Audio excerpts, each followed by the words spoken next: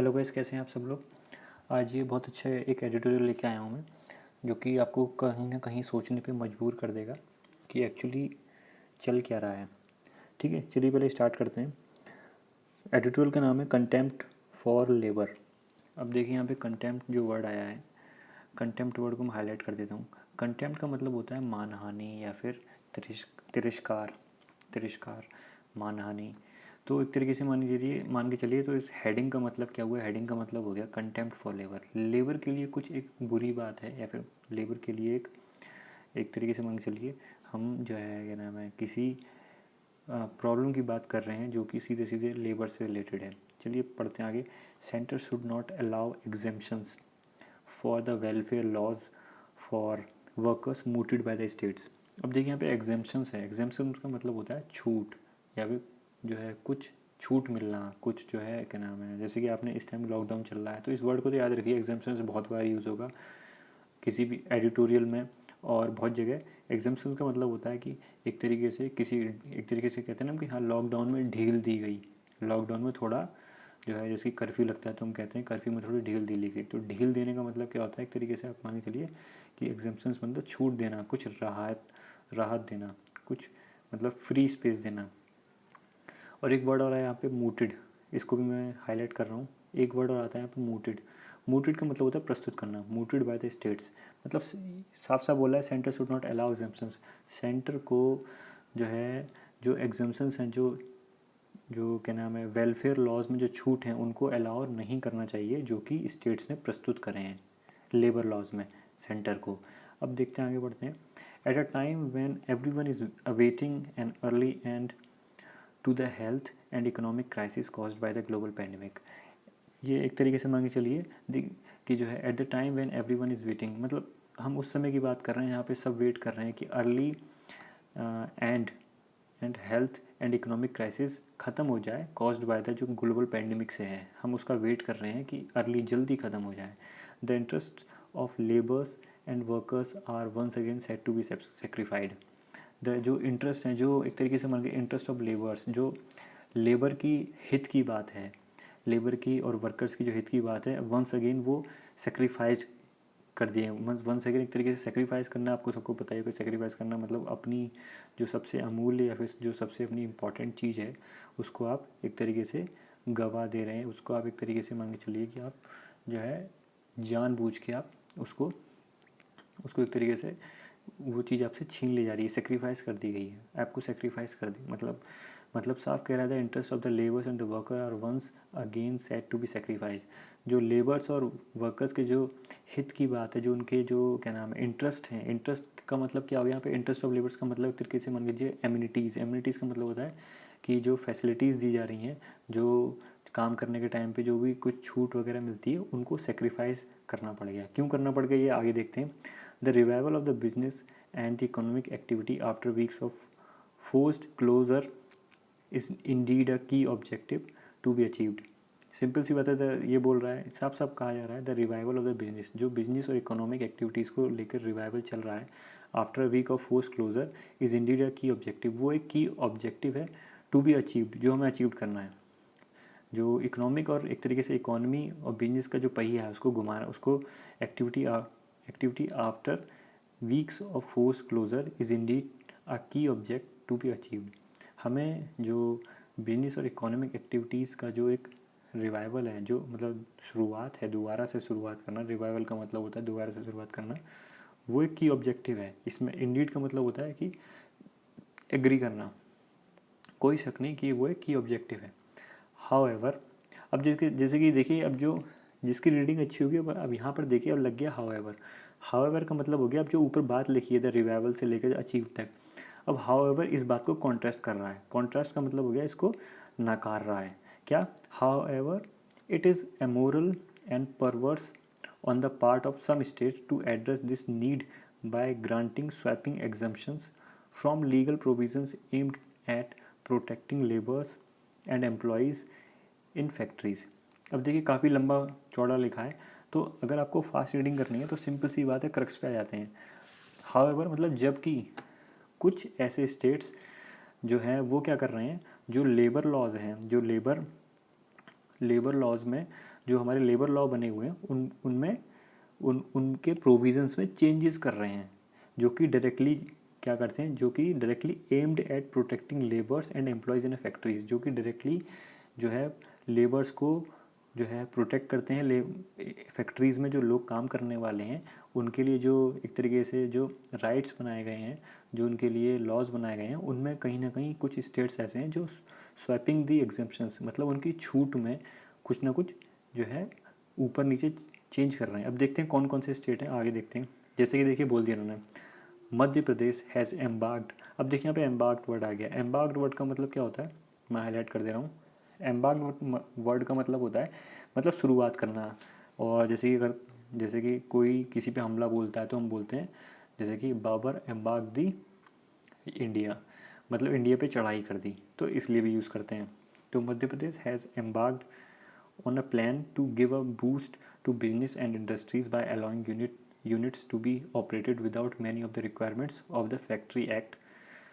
अब इसमें देखिए मध्य प्रदेश जो है वो पहला ऐसा स्टेट है जिसने क्या करा है, जिसने ये चेंजेस लाना शुरू करा है टू बूस्ट है बिजनेस एंड इंडस्ट्री यूनिट्स को बूस्ट करने के लिए, to operate without many of requirements. मतलब देखिए अब यहाँ पर अगर क्वेश्चन आता है कि किस टाइप की जो है क्या नाम है चीज़ें करेंगे, तो देखिए without an many requirements of factory acts. Factory acts के तहत जो रिक्वायरमेंट्स होती हैं, जैसे कि ग्लव्स, स्टील फैक्ट्री है तो ग्लव्स पहनना है भाई, सूट पहनना है, तो इस तरीके की रिक्वायरमेंट को नज़रअंदाज करा जा रहा है, अवॉइड करा जा रहा है इसको। इसलिए वो बोला है granting swapping the exemptions from the legal provision, कि हम जो है जो क्या नाम है जो लीगल प्रोविजंस में जो, अब फिर देखिए नीचे लिखा हुआ है legal provision aimed at protecting labours, इसलिए यहाँ पे ये बात कही गई है कि जो लेबर को प्रोटेक्ट करता है डायरेक्टली और इनडायरेक्टली, उनके उन छूटों में, उन जो है फ़ायदों में जो है स्वैपिंग करी जा रही है, जिससे कि हम अपनी बिजनेस और इंडस्ट्री को बूस्ट कर सकें। आगे देखते हैं, वर्किंग आवर्स में एक्सटेंड टू 12 आवर्स। अब जैसे कि देखिए और क्या क्या करा गया, वर्किंग आवर्स जो है वो 12 घंटे कर दी गई, पहले 8 घंटे था, 12 घंटा हो गया इन इंस्टेड ऑफ 8 घंटे के बजाय। And weekly duty up to 72 hours. अब सिंपल सी बात है कि 72 आवर्स वीक में आपको करना पड़ेगा, ठीक है। Going by the chief minister Shivraj Singh Chouhan remarks, it appears the state has use section 5 of the act. ये किसके तहत करा गया है, ये करा गया है कि जो state has use section 5 of the act, section 5 act को यूज़ करके, which permits exemption from its provision from 3 months. State के पास प्रोविज़न है कि वो 3 मंथ्स तक जो है इस छूट में, मतलब जो भी चेंजेस करें उन्होंने, जैसे कि 72 आवर्स कर दिया है, ये कर सकते हैं, ठीक है। आगे बढ़ते हैं, फॉर 3 मंथ्स। हाँ, अब क्या लिखा है, आगे बढ़िए।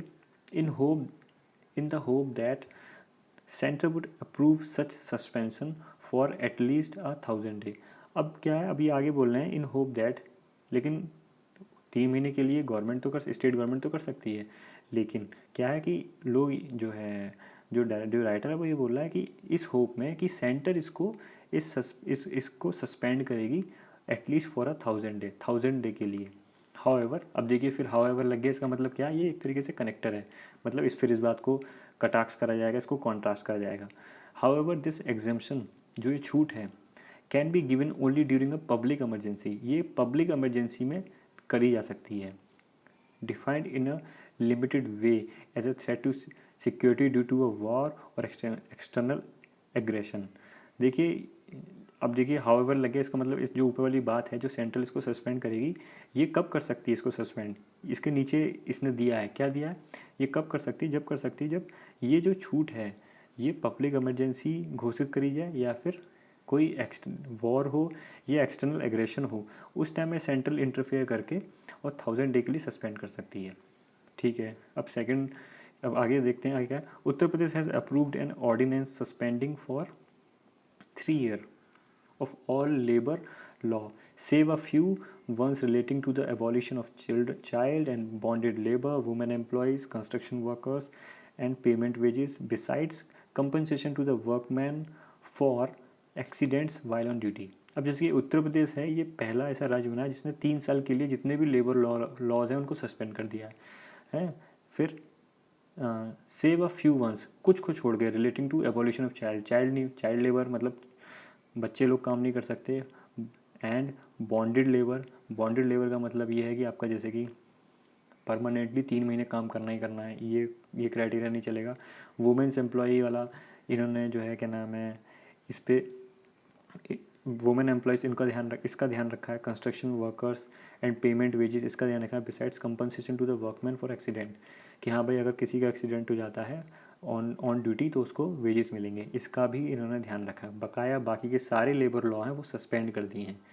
Report suggests that several states are following their example in the name of boosting economic activities। अब ये रिपोर्ट्स बताती हैं, सजेस्ट करती हैं कि ये सारी जो चीज़ें हैं ये सारे एग्जाम्पल हैं, ये एक तरीके से बूस्टिंग इकोनॉमिक एक्टिविटीज़ के लिए करे गए हैं। ठीक है। Changes in the manner in which labour laws operate in state में रिक्वायर सेंट्रल असेंट। लेकिन एक चीज़ है, जो चेंजेस इन अ मैनर, जो चेंजेस जो हुए हैं चेंजेस वो सेंटर की अनुमति के बेस पे होने चाहिए। One hopes the centre which is pursuing the labour reform agenda through consolidated code of wages.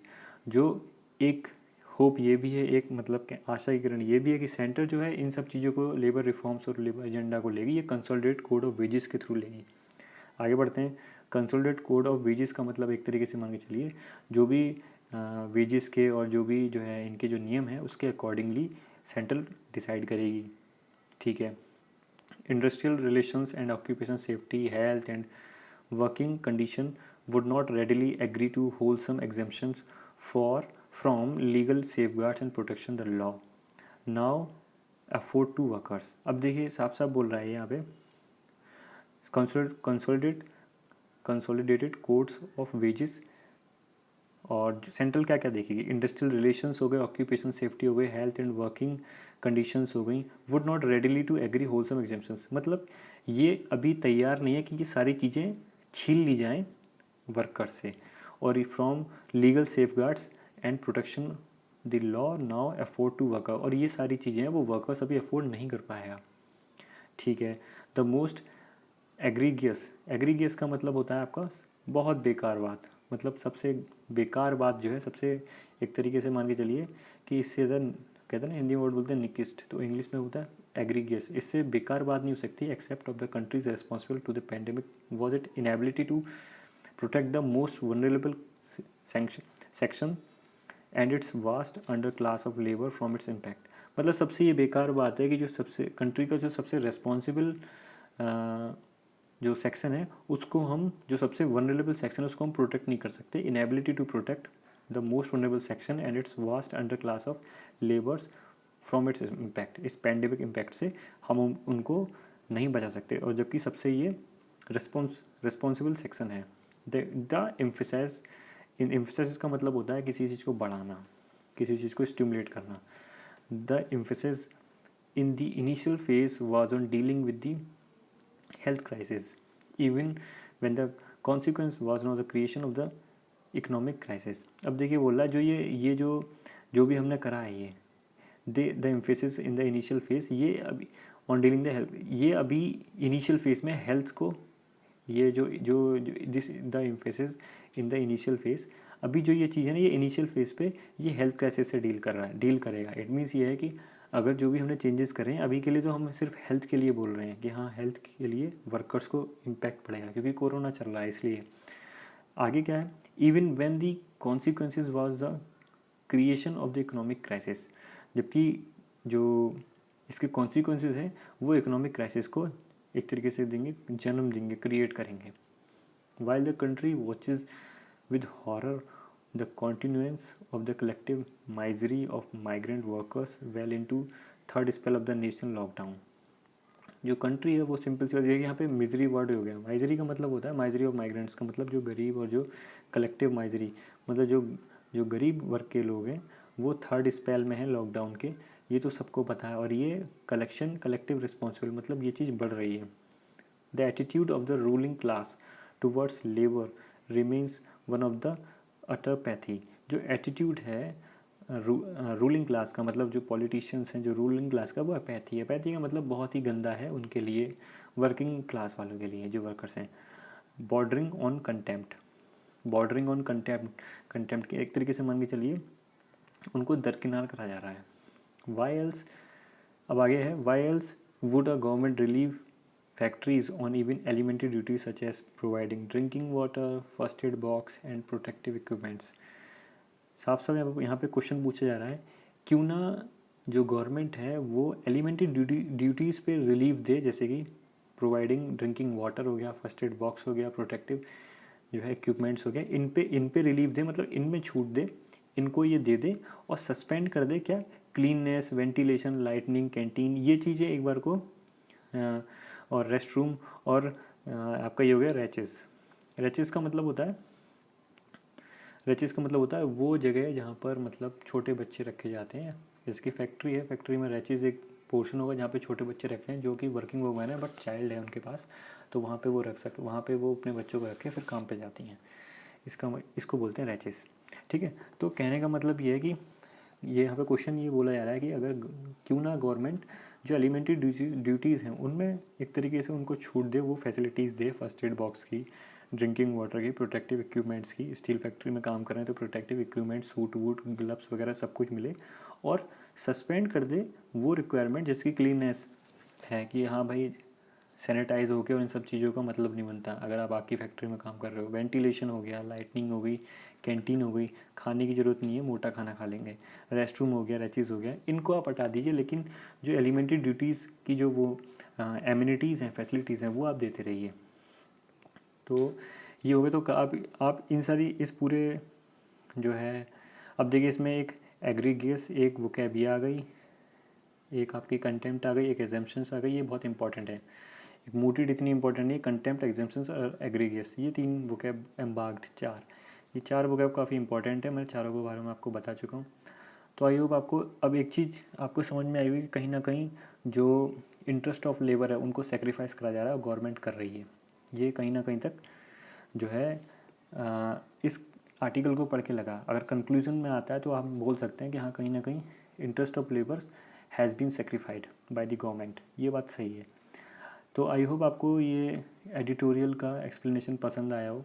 ऐसे ही एडिटोरियल्स पर डे आपके पास आते रहेंगे, तो चीज़ों को समझिए, एनालाइज करिए और देखते रहिए only editorial and news channel को। Okay, thank you.